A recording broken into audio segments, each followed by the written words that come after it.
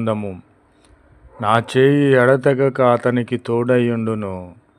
నా బాహుబలము అతనిని బలపరచును.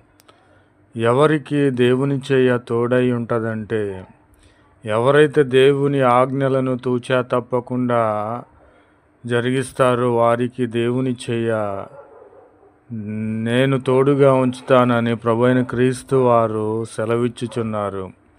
దేవుని యొక్క చేతుల యొక్క బలము అతనికి బలపరిచే విధముగా ఉంటుంది.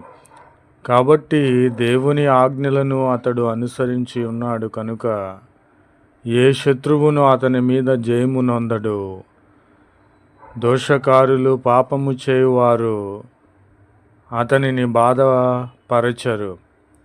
అతని ఎదుట నిలవకుండా అతని విరోధులను నేను పడగొడతానని ప్రభువైన క్రీస్తు వారు వాగ్దానం